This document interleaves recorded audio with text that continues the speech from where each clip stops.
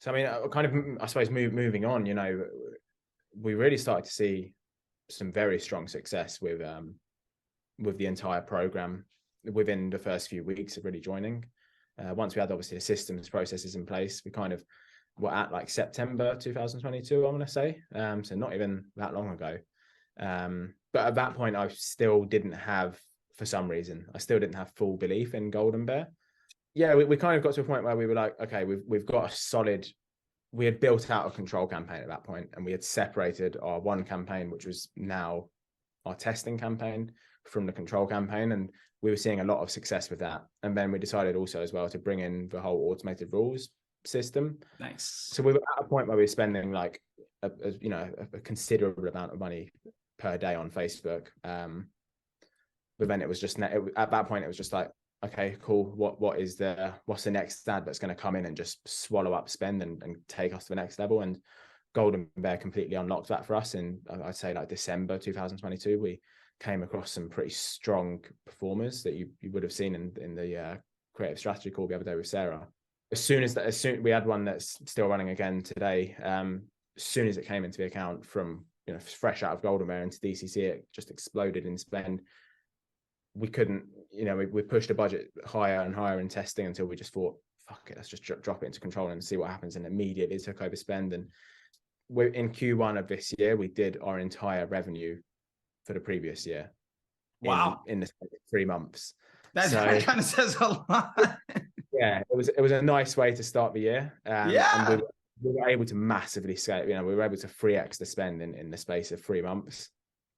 We're still hovering at about around that level because, you know, whilst April and May were good, June has been.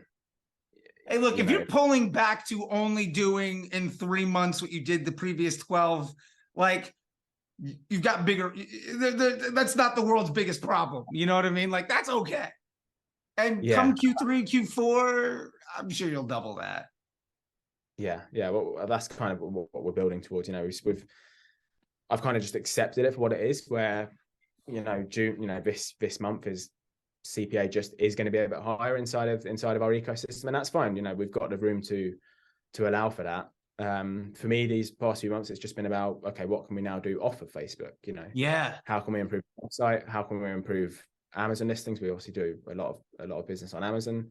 And then one other thing, actually, speaking of Amazon, is when I first came in, I had no idea how to integrate Amazon with the ecosystem ROAS until I just decided, how about I just take total sales from the business divided by total advertising spend, and just have those columns built out inside of my ecosystem ROAS and Scrum Doc, and just run the entire business based on how much did we spend on advertising overall, Facebook, Google, so forth. How much money did we make?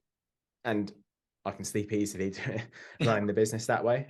It's just so much easier than trying to hit a, you know, $20 CPA on Facebook, 15 on TikTok, 10 on Google.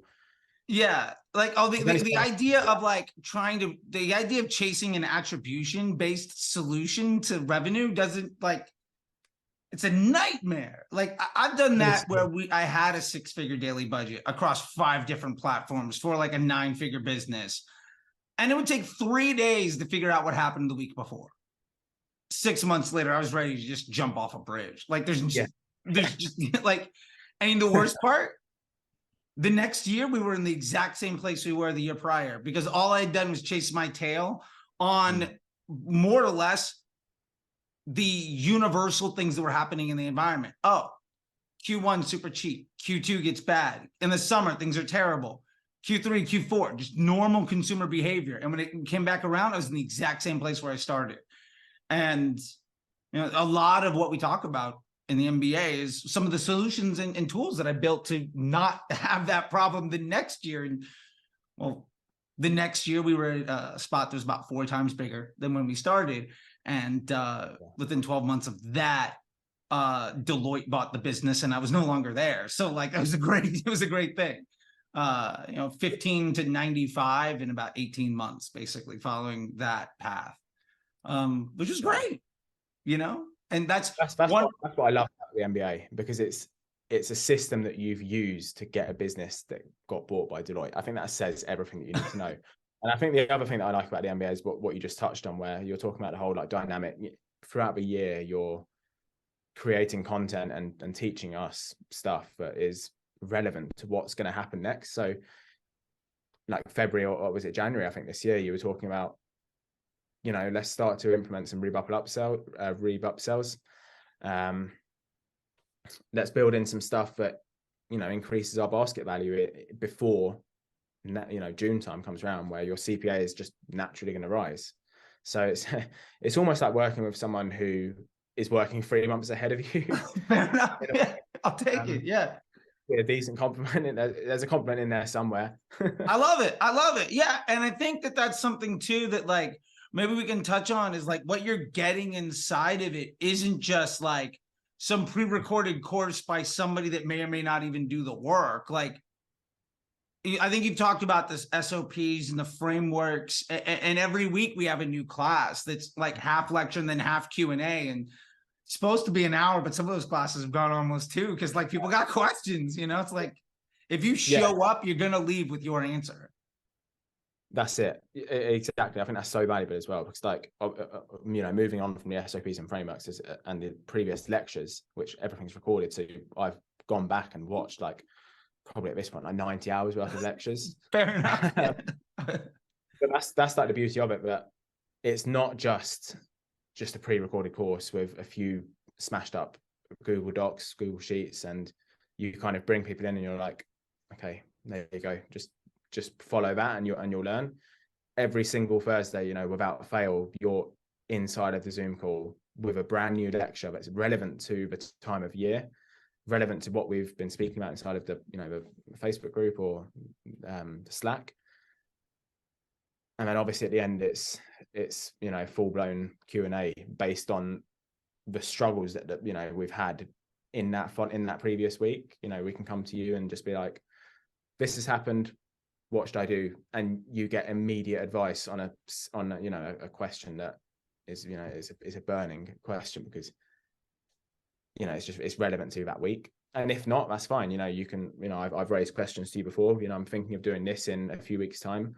What are your thoughts? What would your strategy be for that? And yeah, I think it's just the access level that you get inside of the MBA just makes the initial investment just so worth it.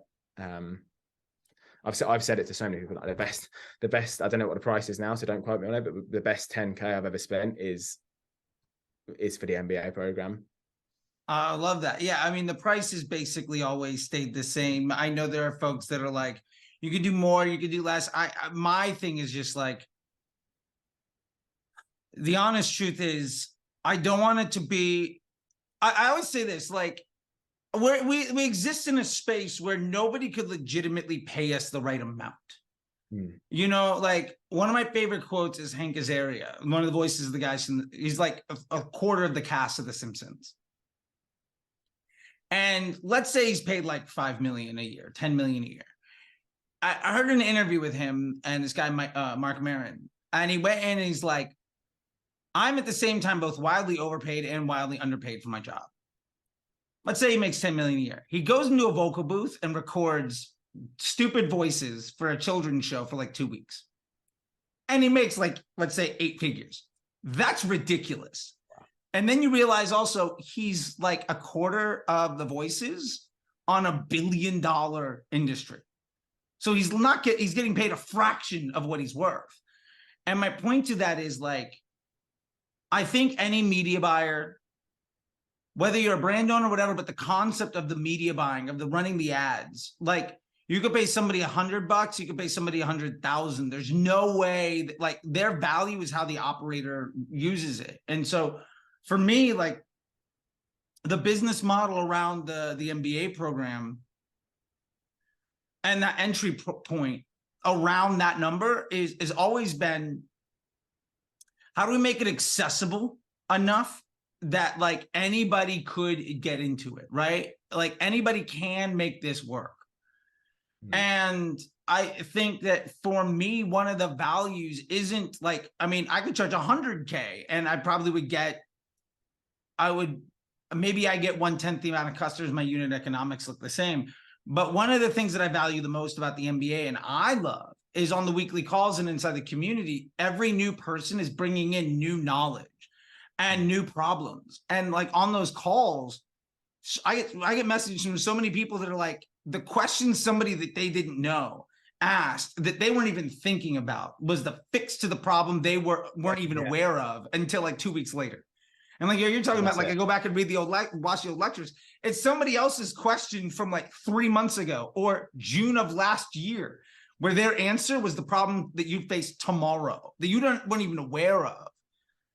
And for me, I think that there's so much more value in there that I try to make it ultimately accessible for the people that want to do it. And yeah, so like that's why it's always been, I don't want to cheapen it by, you know, everybody in there, I think, yeah, everybody in there is made the investment to buy in.